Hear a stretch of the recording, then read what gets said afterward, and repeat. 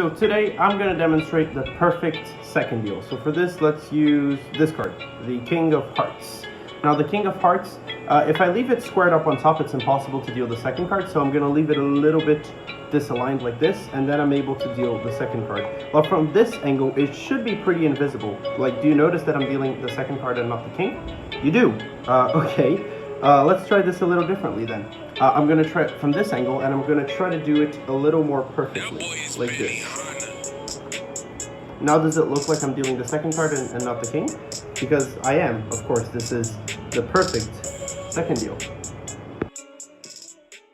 So hopefully the performance fooled you, and if it did, I'm very happy to share the method to it. I think I created this effect about 4 years ago. I was exploring with methods to do a top deal and claim I was doing a second deal, and then at the end actually have the card as if I was really doing seconds or something like that. It's mainly for magicians, but if you want to do it in a gambling demo context, I think it works pretty well.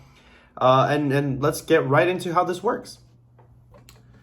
So there's two methods for this. The first method involves a duplicate card and double stick tape, and that's the method to accomplish what you saw in the video, which I think is very fooling. So it kind of like, it's worth doing this method if you want the effect to look like how it looked. But I have also created an impromptu method for those of you who want to perform this anytime, anywhere without this.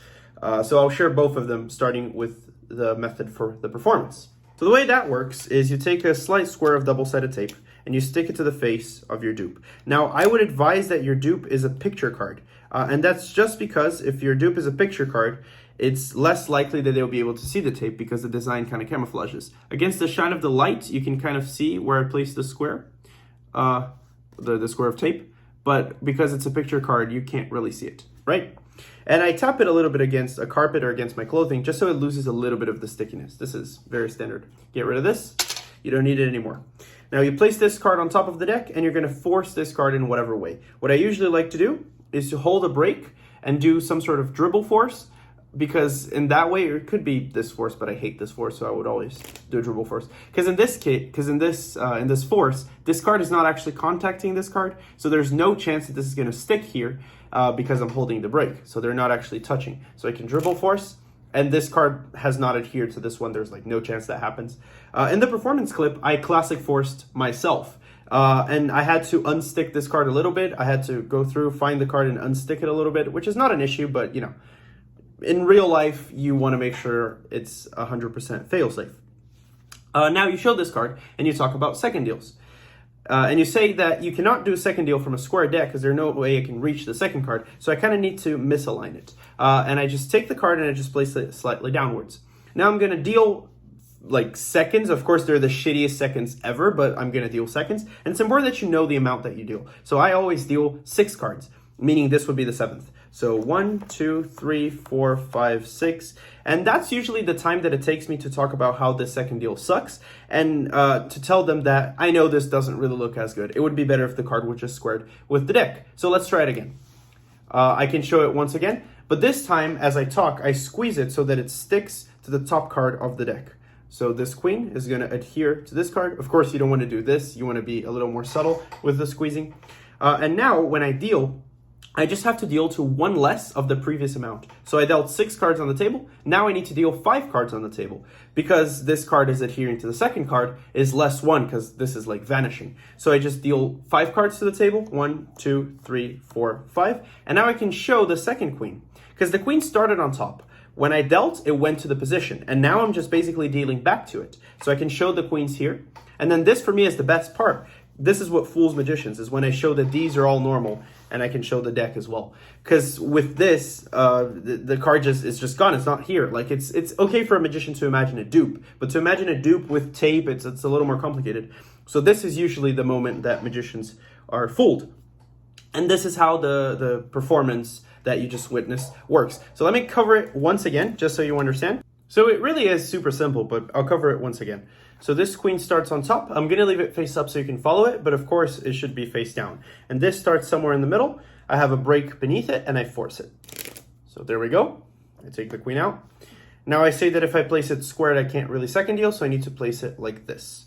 And then I deal cards. 1, 2, 3, 4, 5, 6, Do you notice that I'm second dealing? Blah, blah, blah. Okay, let's try this once again. But this time I'm gonna do it with the card squared. Bum, bum, bum, bum, bum. And you show that it really is the queen. And you show that over here, the card is really gone, okay? In this case, it's split a little bit because I didn't press it enough, but you get the idea. So it's really very simple. I hope you understand it. I hope you try it out to see the reaction that it gets. And if you have any questions about this, just DM me and I'll solve whatever you need. But now let's go into the impromptu handling. So for the impromptu handling, you don't actually need a dupe with tape. All you need is a normal deck of cards. Now, of course, this is not as clean as the handling with the dupe and tape because this does not use a dupe and tape. However, this is impromptu. So there's advantages. There's, how can I say? There's pros and cons to both methods. And I thought I might share if some of you want to perform this impromptu, this is my solution. So you don't need to force a card. Any card can be chosen. And what's going to happen is you're going to place it on top and you're going to do this down jog. And now, instead of taking the second card, I'm actually going to take this one as I push the next one down. So at speed, I show this card, I place it here, and I say, now if I do a second deal from this position, I mean, you can see it, right? And I proceed, so this is a false one. This is an actual top deal from this position. I top deal as I push the next one down. But now I continue to do the bad second deal thing. Again, I need to remember the amount I dealt, so again, I'm going to stop at 7th. But now I can't really show this. So I'm just going to miscall it. I'm just going to say, could you notice that I was not taking the Queen of Hearts? You could. Okay, let's try this again. And now you can just go through it normally. And now it's important that you don't stop one earlier, but you stop at the actual number because unlike the last one, a card doesn't vanish, so whatever. And then you can show the queen, you can show the deck, you can show all of these, and you know, and you're home free. So once again, I'll do it with the card face up so you can follow. I place it here, I do this, and then boom, boom, boom, boom, boom. I say, could you notice that I wasn't dealing the Queen of Hearts? You could. Okay, look, let's try this once again, this time from a square deck. Boom, boom, boom, boom, boom, boom, and boom. And you show it's the queen, and you can show these, and you can show these, and that's the impromptu handling. So the impromptu handling, I just want to show you the switch from over the shoulder. So I take whatever card I'm going to deal to, I place it down jogged, you're doing the script from the effect, and then now I go to grab the second one, but I actually grab this and push the next one down with my thumb as I deal it. The next ones are actual second deals, so they're not fakes, and then you just proceed on with the routine. So once again, it's basically this. It's a very simple switch.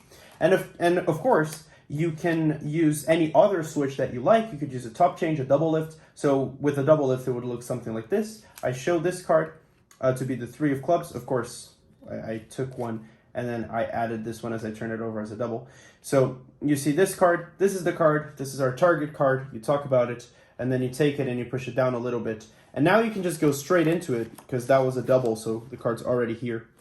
You can also use a top change, so you show this card, you talk about it, you do the top change, you say, now if we place it squared, it's impossible to second deal, so I place it down a little bit, and now blah, blah, blah, blah.